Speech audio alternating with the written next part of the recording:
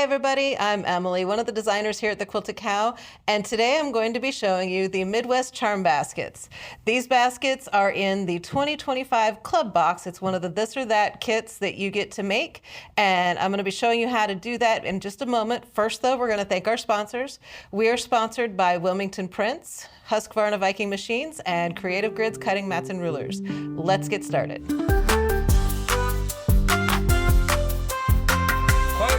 We are rolling. All right. These are the Midwest Charm Baskets, and they are done in this lovely print called Dreaming in Blue. It's by Wilmington Prints, and the 2025 Club Box features a specialty pre-cut that was made especially for the Quilted Cow. It's 3.5-inch squares, and they turn into these wonderful baskets. So this is a helpful heifer pattern, and we will have kits available on our website, and so if you didn't get the Club Box and you got your kit, this will make that. So let's get started with this. First, head on over to our website if you don't already have a kit. Grab yourself a Midwest Charm Basket kit. It is going to include all of the fabric, the pre-cut, the lining, the handles, and the paper pattern that you're going to need to be able to make these baskets. I believe it will also include the foam. If it does not, make sure you grab yourself some foam. So once you grab your kit, once you get started with it, you're going to cut all of your squares to the size that are needed. So there's a couple of different sizes. You do cut down the pre-cut that's in your kit. So once you've got that cut down, and there's a specific number of squares that you're going to need, we are going to sew them together in 2 rows of 7 each. So we've got 14 per basket that you need for the exterior of the basket sides. And then you're also going to need some of the squares for the bottoms. So go ahead and get that done. So once you've got that piece, you're going to quilt it however you want to. And then I would suggest zigzag stitching all the way around the outside edge, and that's going to make sure that everything stays in place and it keeps everything nice and stable for you.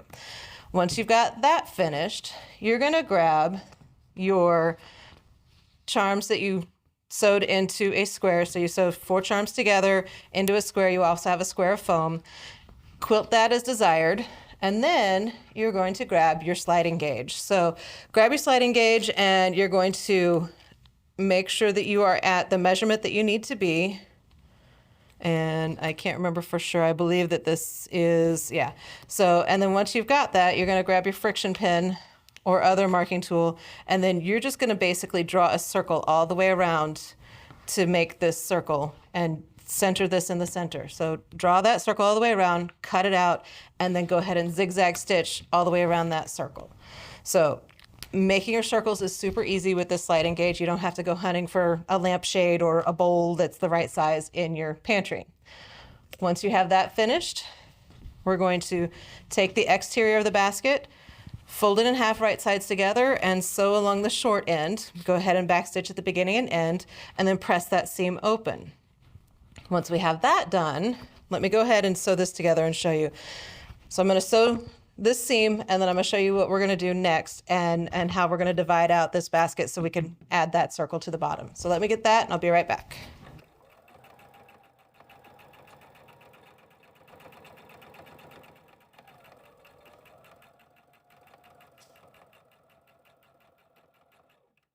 All right, so I went ahead and sewed that together, and then I pressed that seam open. Now, I did forget to tell you, once you have your squares all pieced together and before you put them on the foam, it's a lot easier to go ahead and adhere it with some Free Fuse powder or some basting spray. I really like the Free Fuse powder. You just sprinkle it on the foam and then lay your fabric on top and use your hot iron for about 4 seconds to get the powder to melt, and that's the glue that's going to hold your fabric to the foam while you're quilting it.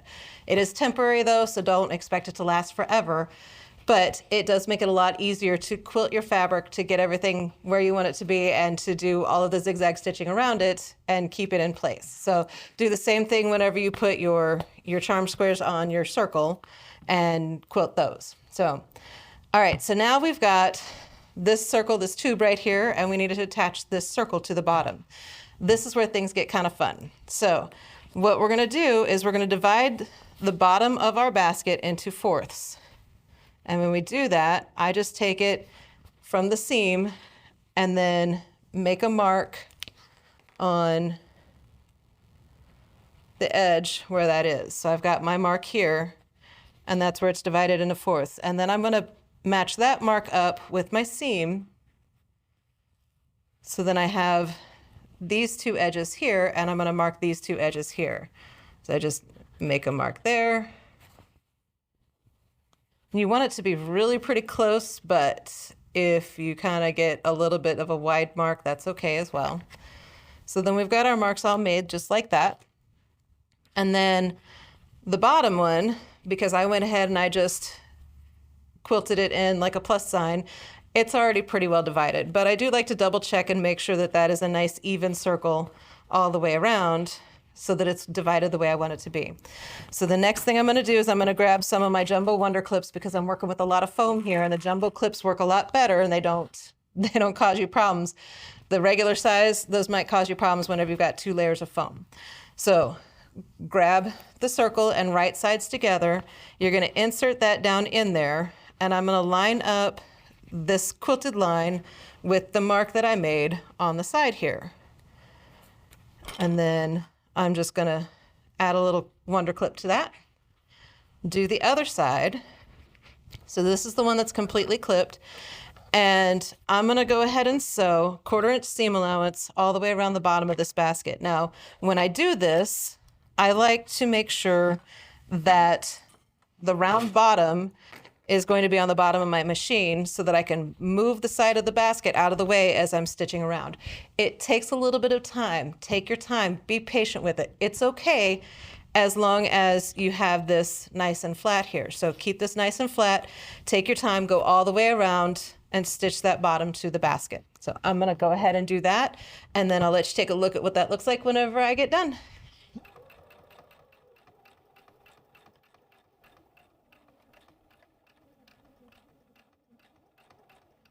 All right, so now that I've got that sewn on, you can see that it's laying pretty flat, and we're ready now to go ahead and start putting our basket together. Before we put the basket together, we're going to turn this right side out.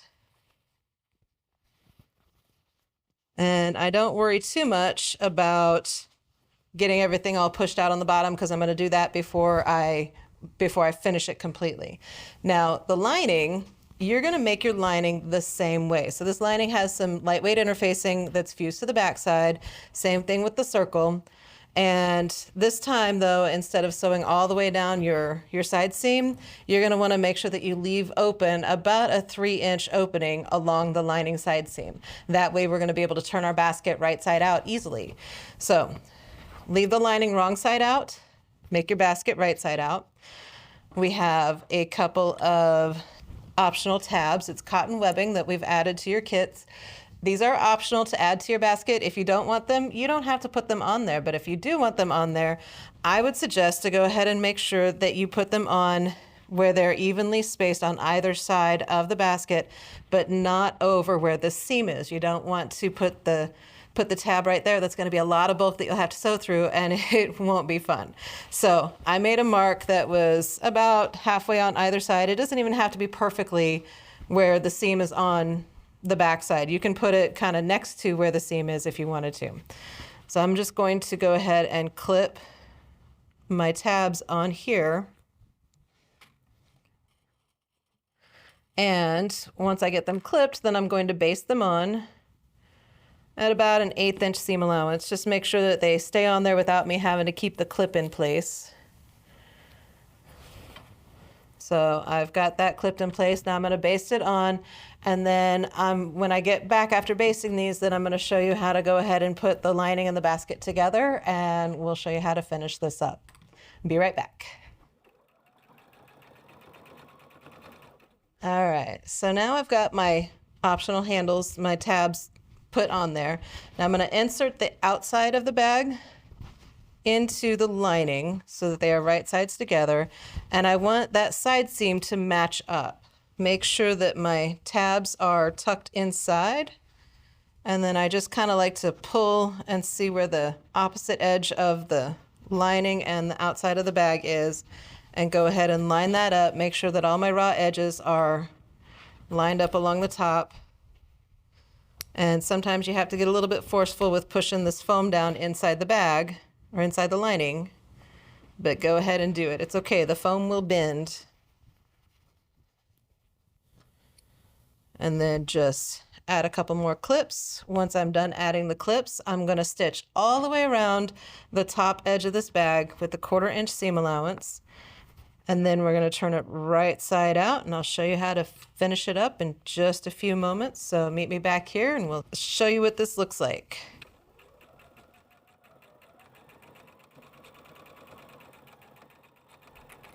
All right.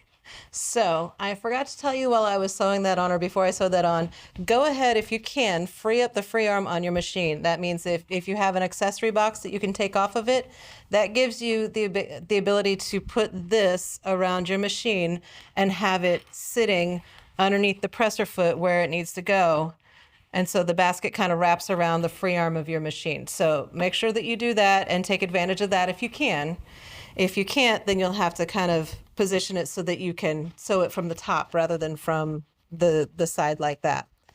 All right, so last thing I'm going to do is take a few moments, and this may take a moment, to get this through the opening in that side seam. Try to be careful that you don't force too much of the foam in all at once. All right, so I got it all right side out. The next thing I'm going to do is I'm going to go ahead and grab my stiletto and smooth out the bottom curve so that the bottom of this basket looks really good. Once that's done, go ahead and push your lining down inside. Now, if you want, before you push your lining down inside, you can always go ahead and hand stitch or machine stitch this opening closed. If you machine stitch it, just be very, very close to the edge of that so you don't have too much of an edge. And then once you're finished sewing that closed, take the lining, tuck it down in, and give it a good press. I like to go ahead and press the lining, the edge, and I'm going to show you a little bit of that. As I do this, I just tuck it down into the bag and put my iron on the edge here on the inside of the bag. So that's going to give me a nice crease here on the edge where the top meets the lining. So I go around and I press that really good. Once I have it pressed really good, then I go ahead and top stitch around the top of it. You can add a decorative stitch if you want. You can top stitch, you can do a couple of rows of top stitching, however you want to do it with your top stitching, but that keeps this a nice crisp edge around the top of the basket. So these are both top stitched around the top. One of the things that I didn't mention to you before was because of this specialty pre-cut that came in the club box, for the larger size of these Midwest charm baskets, you're not going to be able to make a 4-square or, piece together some charms for the bottom because it's not going to be big enough for you to cut your bottom circle. So you do have enough fabric in your kit to just go ahead and cut another circle. And then I just divided it in half and quilted it the way I would have for the charms anyway, or you can quilt it however you want to. So it just made it easier for me to go ahead and quilt that plus sign on the bottom of that whenever I was doing it. So the larger basket is going to have a solid fabric for the bottom if you got the club box and you're making the club box kit. If you got a regular kit that with a 5-inch charm pack in it or with yardage in it, then you're going to be able to go ahead and piece together the bottoms of both of the baskets. All right, so these are the Midwest charm baskets. I really hope you enjoy making them as much as I did. Make sure you head on over to thequiltedcow.com, grab yourself the kit, and thank you so much for watching. Don't forget to like and subscribe to our videos so that we can keep bringing you this content, and have a wonderful day. Okay, you wicked cool quilters, good job. You made it to the end. We would like to thank our sponsors, Husqvarna Viking Sewing Machines, Creative Grids, rulers, rotary cutters, and mats, and Wilmington Prints for the beautiful fabrics. Thanks for watching.